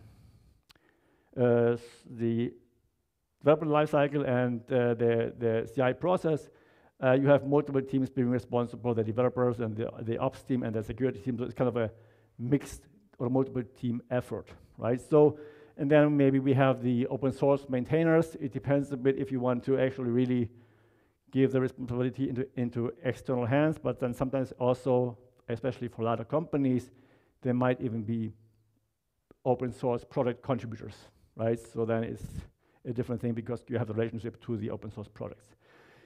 Anyway, you can see here that if there's a policy in place, it's basically a security team, responsibility, multiple teams throughout the DevOps process, and then open source maintainers. Now, if you don't have a security policy in place, there's still something. I mean, somebody is doing something, but it's more on an ad hoc basis. So whenever the developer is feeling that they have to secure their products, okay, they do it, but it's not really guided or guardrailed, right? So that's the takeaway from this slide. Now, let's look a bit on technologies. This is obviously based on our data we get from our system, right? So we have, this shows the average dependencies per product, right? So if I use open source dependencies, I have direct dependencies.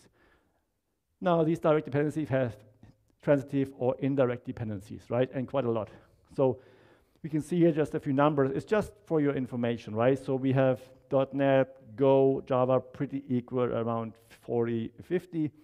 And then we have JavaScript with 174 and Python. But does it mean anything? Not necessarily. So the question is, does it mean that JavaScript is more complex than other languages? Not necessarily. Is the question, what is the purpose of a product, right? So usually, or it seems to be that for JavaScript, there's a lot of small libraries dealing or meant to be for a single purpose, very small scoped. And then, for example, let's say Python, for example, where you have Django or something, it's more of a larger framework. This is then maybe a product dealing with a larger scope. And so it doesn't necessarily mean mean a lot. Interesting will probably be the number of lines of code put all together from this. Just a few stats from in terms of vulnerabilities. We distinguish between critical, high, medium, and low severe. And we can see here that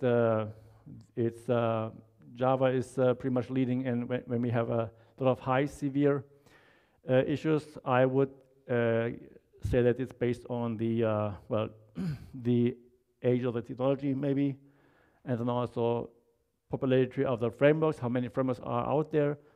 And the question, of course, is how how long does it take, or how soon get these do these vulnerabilities get fixed.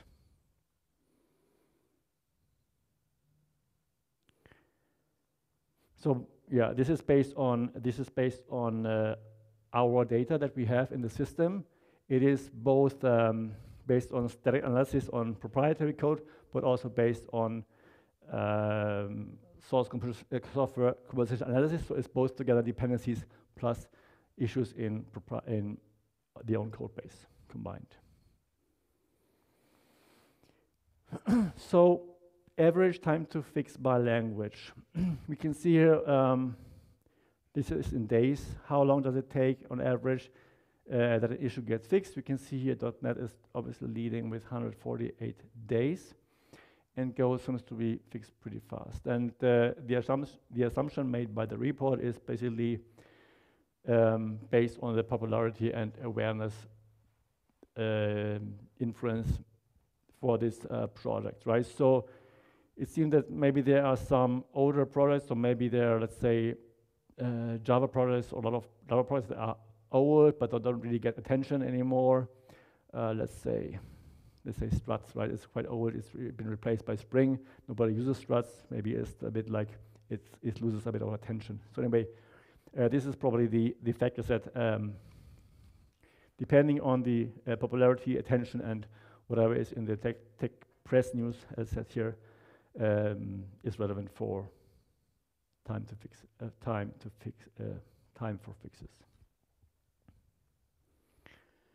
How do you find out about vulnerabilities in your dependencies? So if we take a look at, it's broken down by those who have a security policy in place and those who don't. So green is the ones with a policy in place. It's either by industry vulnerability notifications, then automated monitoring of packages, basically using security tools, and notifications by package managers, and then the top 4 is industry blogs and new sites. And those without a policy, obviously, they don't have that much tooling in place as well. So we can see at the second row, it already goes down. It's first industry vulnerability notifications from package maintainers, but then because of less tools in place due to not having any strict policies, the tooling comes later at the 4th place only. Now, what security tools do you regularly use when developing open source software? So we have a leading, let's just look for the moment at the ones with a policy in place. Software composition analysis, so checking open source dependencies, including transitive dependencies, is obviously leading. Then we have SAS scanners for the proprietary code, and then we have IAC tools in general. IAC tools here means Terraform and CloudFormation and so on. It's not necessarily IAC scanners. You can see that comes later, but IAC tools itself already helps avoiding a few of these security issues because it's automated. It is less, less sensitive to introducing issues into the build process, for example. And then we have the DASP, the dynamic scanning, web application scanners, dynamic scanning, it comes later, but we see here that SCA and SAS tools are obviously leading. Now, this is probably one of the most interesting figures of the whole report. Which of the following activities are important to improve the security of the open source software supply chain? So, first of all, now, of course, for end users, right? Added intelligence to existing software security tools. It means obviously end users or developers, they see a value in probably also commercial tools where they spend a certain budget, but they see the value in these enhanced tools, maybe machine learning based improvements and so on.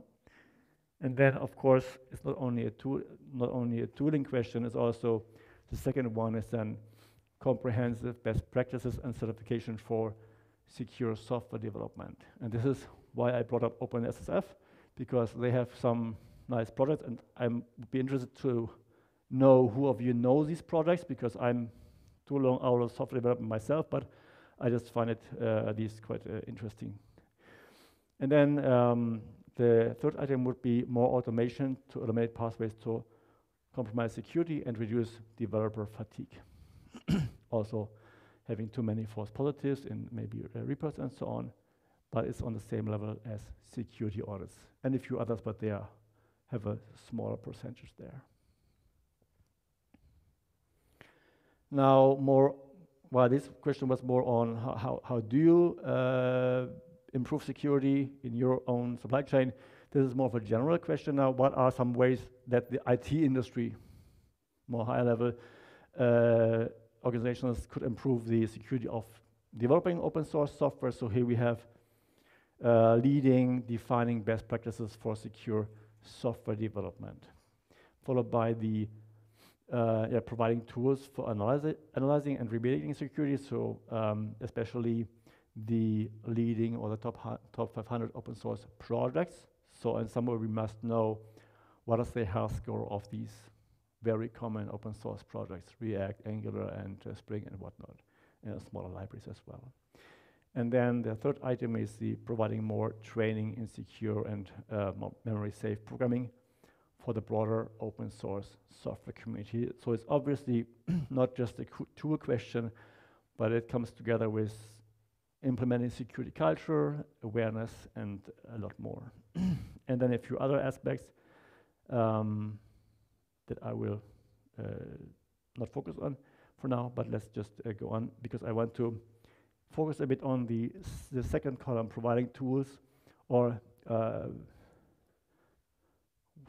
this one, comprehensive best practices and certifications for secure software development. So I want to make you aware of some programs out there, and I don't know who knows it. Probably Timo, you probably know it, or maybe not. But the part of the OpenSSF is a project called SALSA, or Supply Chain Levels for Software Artifacts. So it's basically, it tries to give a common understanding. It's a framework, a checklist where you check, okay, do you, especially for the build process, more of a process, looking at processes here. Is the way you build or software is built, like you can apply this to an open source project you want to check, or you can apply this to your own projects that you're developing. There are various use cases.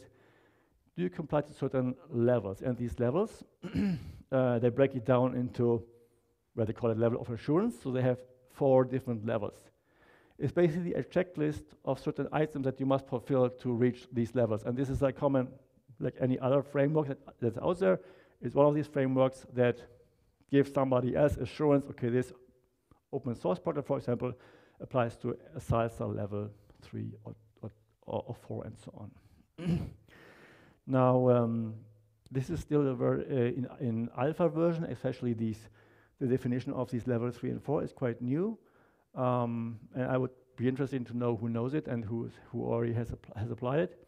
Basically, it's looking at different angles of how where you can have possibly software supply chain attacks. So you can see here is looking at things around the source code, about the build process, about the packages and how you store them in your package registry, and of course during the build process also how you link the dependencies together. You can see some examples of the possible infiltrations, submission of an unauthorized change, compromised source repo, building from a modified source, and so on. So there's 4 levels, 1 to 4. You can see here a certain group is focused on the source itself. You must have a version control system, very basic. You must have a verified history. Commits must be maybe two-person reviewed, and then it's about the build part. For example, you must have isolated builds. It means that if you have multiple builds, you always one build cannot influence another build, right? So obviously, maybe you containerize the build environment that you don't have any leftovers that can influence the build that follows afterwards, and so on, and maybe some data trash that is influencing the other build. it should be reproducible, so you should know where your sources come from, which exact commit, in a way that is always reproducible in the same manner. Provenance means where are your sources coming from, especially your dependencies. First of all, level 1 would mean, okay, document at least where your sources are coming from. But then it has to be authenticated. Are you sure that somebody, when you downloaded the sources from these, whatever the source is it actually the real source, right? So the build environment needs to have downloaded it itself or must have some way of verification. And then some other common security aspects. And these common security aspects are still to be defined. That's why the salsa is still a bit in alpha mode. So this is more looking at processes and on the software supply chain build process in general. And then another project also from the OpenSSF is the scorecard. The scorecard really looks into a particular repository, right? So here I want to know, is this particular product or repo following best practices, or are there any risky practices involved? So basically this is a simple CLI tool you can run against the repo, or you can run it from a Docker container, very simple, and it does a few checks. So you can see I ran this from a Docker, just a Docker run, and then I refer to a certain repository here, some Node.js project. You can see here what it's doing. It's looking for, are there any binary artifacts in my repo? Is there a SAR scanner? Is there a proper license information? And you can see a bit more. Code review, is there some fuzzing involved? Are there resets signed, and so on. And based on that, I can then have a certain confidence of how much this open source project is following best practices. This is really looking at very specific on a certain repo. And the idea is also that, of course, they want to promote these badges. So like, the badges from GitHub repos, some references to Discord and coverage and whatnot. But then also they have these OpenSSF scorecard. You can get the score up to 10. The salsa as well, you can reference it. It just gives you a good, gives the visitors good information about the status. And then also the OpenSSF best practices. This is the last bit I want to mention. OpenSSF best practices basically means it's not so much technical. I took this example, so some years back I worked at Nextcloud. It's like a Google Drive open source alternative, completely under AGPL. And they are, for example, they are passing the OpenSSF best practices. For example, it's about, do I document my repository? Is there a way to contact the security team if I have a security issue? Is there a responsible disclosure policy in place, and these kind of things? Is the repo or documentation easy to read for people with disabilities, and all these kind of things, right? So it's not just pure technical, it's really about how do I set up a proper, true, good open source system in general, right? And then they have different levels, passing, silver, and gold. Nextcloud, for example, they are on passing. They're not really on silver, but let me just bring this up. I think I have this. I just want to show you some examples, what it looks like, and I think I had this. For example, is there a proper website? Is there a proper license of, it must be a open source license, a FLOSS license. Is there proper documentation? Just to give you some ideas here. Proper version control, is the repo public, and so on, right? So it's just really several aspects for numbering. And for some reason, they don't pass a silver and gold because of some other aspects here. But anyway, this is also helping you to understand, of course, the open source projects who follow this. It helps people understand about the quality in general of this product, not just the security aspect, but the overall health of this project. So also Snyk itself, we have a free tool, Snyk Advisor. It's just a website you can go on. It also does the same in a similar way. It analyzes the health of a certain project. So there's certain aspects, popularity, maintenance, security aspects, how active is the community, and then we give a certain rating. Similar to a security score, but it's just a more general health score of the open source package in question. Yeah, the last slide, this is when you look into the report. This is just a summary of the most important data points we gather. Basically, the average number of outstanding critical vulnerabilities in a project in an application is 5.1. 24% of organizations are confident in the security of their direct dependencies, which means the rest is not, right? It's quite a high number. Then 59% of organizations report their OSS is somewhat or highly secure. Also means 41% is not. Average dependencies per product across all languages, 68. 18% of organizations are confident in the security of their transitive dependencies, even less. And SCA and SaaS tools are most popular. I just cover the next ones to you. So 97.8% is the average number of days it takes to fix a vulnerability. This is just based on what we gather from our system across all languages or tech stacks. 49% of organizations have a security policy, and it means 51 don't. And then 73% of organizations are searching for best practices to improve their software security, which is already, well, a good sign. That's the most important numbers. This report, of course, is free to download, also the cloud security report as well.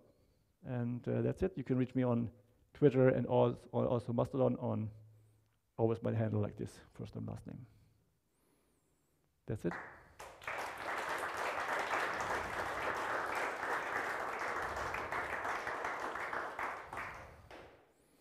Any questions?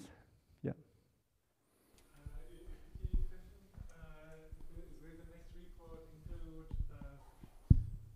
Will the next report include the lines of code by language? Because you made me think, hey, what is it? And then I thought, give it to me. And then you said, yeah, I don't have it, kind of. No. I mean, this was just my personal opinion, right? So I don't know. We have released the cloud security report. Now this report and the team, if you download the report, there's a team behind it. Now I tried to look up internally in our Slack the guy behind all the data gathering, but he doesn't seem to be with Snyk anymore, so I need to check. I don't know what the status is. I don't know. The cloud security report is from Snyk. This one was with all the partners together, so I don't know. I need to check. And then a second more technical question. Yeah. When it comes to software composition analysis, I think there are a lot of companies solving the problem of looking into the dependencies, but how do you handle that for a full application, like for example Jenkins? When I do software composition analysis for Jenkins, I'm pretty sure that I get a lot of vulnerabilities, but that doesn't help. So what I need is kind of the feed of the vulnerabilities just for Jenkins. Do you have ideas how to do that? You mean in terms of, let's say, you mean the problem of reachability is like having too many false positives and then a vulnerable. Yeah, I can't do that for Jenkins. I'm not sure how many the vulnerabilities will come up. Let's say it's 100 for Jenkins. I can't analyze it because I do not have the knowledge. Is it a false positive? Is it true? I'm not the code owner. So what I need is kind of, when you do a manual way, is I would go to GitHub, subscribe to the releases, and every time there is a release, I would need to go through the release notes and check, is there something written about a vulnerability which got fixed? Because CVEs don't help so much, because for Jenkins maybe you get some, but for other open source projects you don't get it. Oh, you mean issues that don't have a CVE? Yeah, issues which are not even for CVE it's difficult, I feel, because you can't use software composition analysis, but you could subscribe to a database where you get the CVEs for Jenkins. But for a lot of other open source projects, there are not CVEs released. Yes, correct. So first of all, Snyk itself is a authorized CVE numbering authority, right? So we also assign CVE IDs, but also we have a security team that. So this is our database. This is a vulnerability database. It aggregates the NBD, all the common sources. It aggregates everything like the Debian security advisory, all the information in there. And we also analyze GitHub issue trackers, right? So for example, any issues that don't have a CVE assigned to it, we also would have in our database, for example. I mean, this is why. Because you mentioned you're using AWS Inspector. For example, AWS Inspector is using our database because it has a bit more issues than just the raw MITRE or NVD database. And also, for example, if you did a Docker scan on Docker Hub, they also use our database because of the quality in it, right? So there are several issues with how to prioritize certain vulnerabilities, right? First of all is the aspect of, is it actually reachable, right? So maybe I have in my manifest, in my package JSON or POMX, I have a library included, but do I actually import this in my code, right? And then is this method actually called? Is the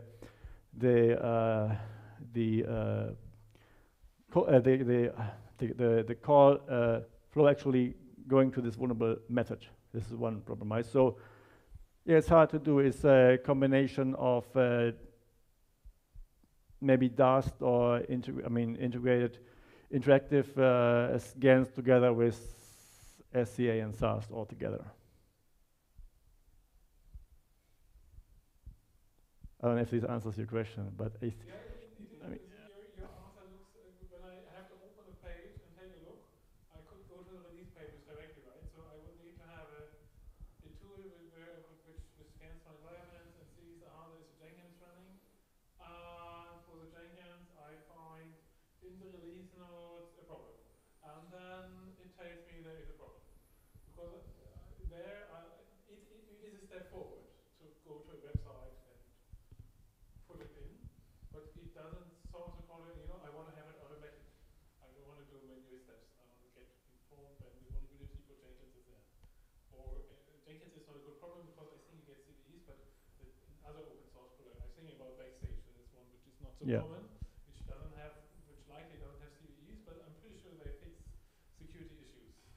Correct, yes. So you put that tool. But that's why you have these kind of databases of maybe commercial vendors as opposed to just the NVD, right? Because there we have issues that don't have a CVE, right? So, but yeah. And then you can also automate this, right? You can create automatic fix pull requests to fix the issues or upgrade the certain version. I mean, yeah, maybe I need a specific example, but we also have issues that don't have a CVE ID attached.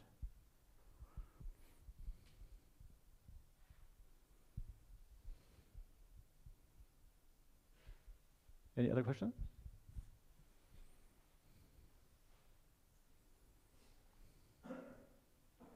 No more questions? Okay. Thank you very much, everyone. Have a drink.